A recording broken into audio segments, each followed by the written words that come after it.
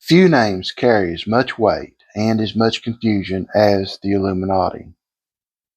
For some, it's a historical footnote, a short-lived Enlightenment era society.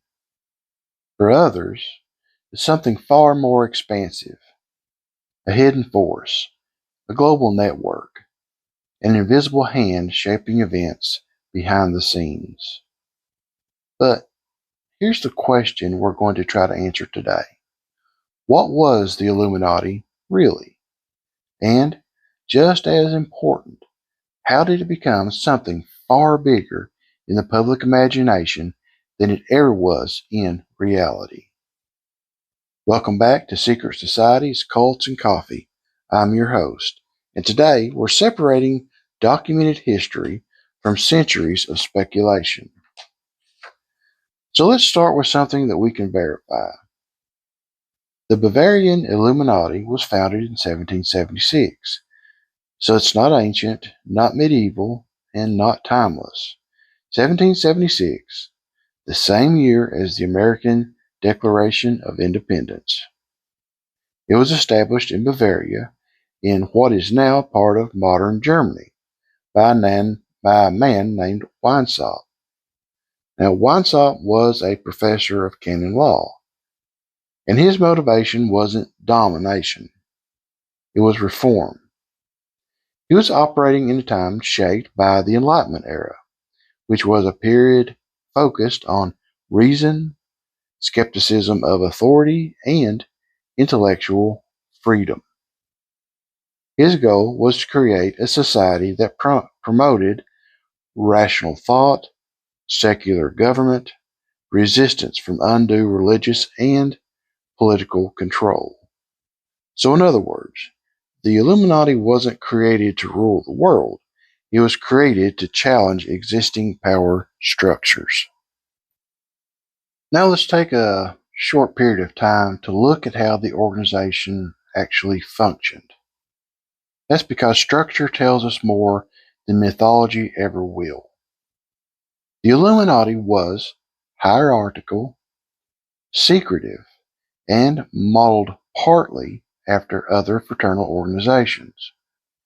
It did use initiation rituals. It had internal ranks and code names for its members. Weishaupt himself was codenamed Spartacus. The Illuminati attempted to recruit members from existing groups and academic circles. This is true, but not to control them in some global sense, rather to spread Enlightenment ideas more efficiently. This is where reality starts to get distorted over time, because influence eventually becomes control in the retelling.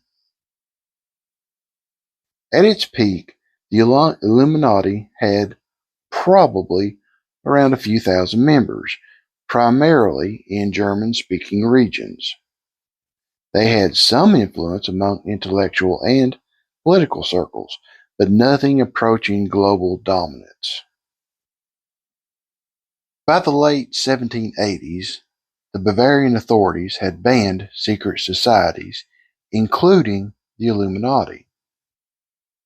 Documents were seized, members were exposed, and the organization was dissolved. The Illuminati didn't go underground. It didn't evolve into a hidden empire. It was simply shut down. That's the historical reality.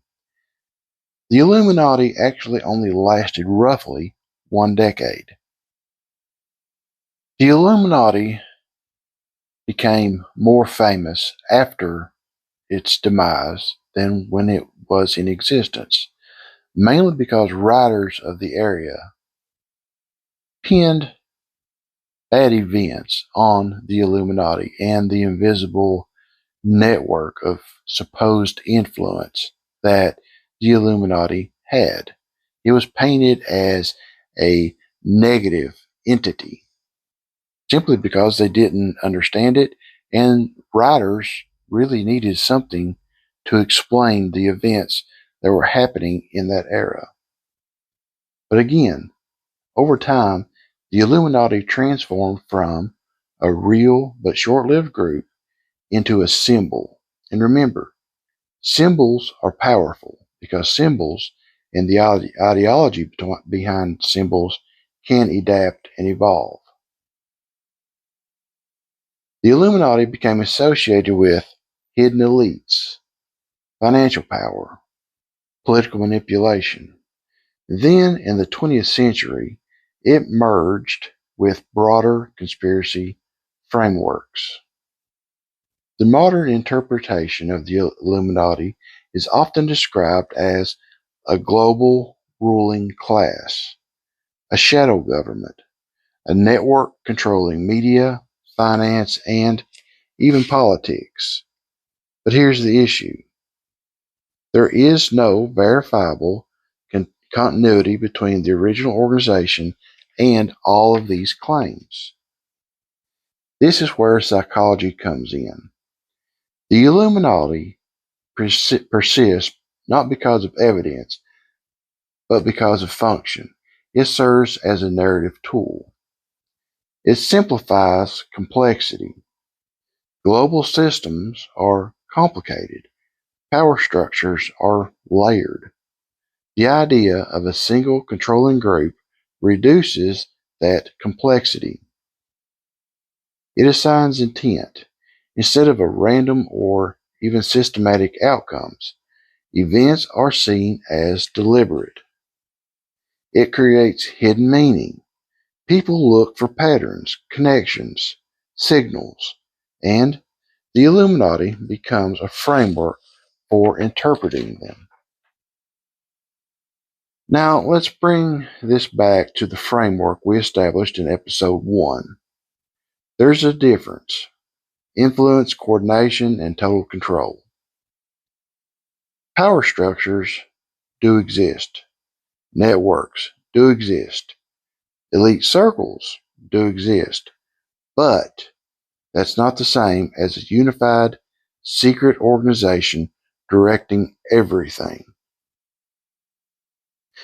The most common mistake is this: taking a real historical entity and projecting modern assumptions onto it. The Illuminati becomes timeless, omnipresent, all-powerful, but historically it was localized, focused on ideology, and very short-lived. So what was the Illuminati? A real organization with real goals, operating in a specific historical context. And what is it today? It's a concept. It's a symbol. It's a narrative framework used to explain power and uncertainty. So, when you hear the word Illuminati, ask yourself, are you hearing the history or some wild interpretation of it? Because the difference between those two is where most of the confusion begins. Until next time, go ahead, look a little deeper into what you see, hear, and read, because the small, overlooked details are usually where the truth is. Thank you for listening.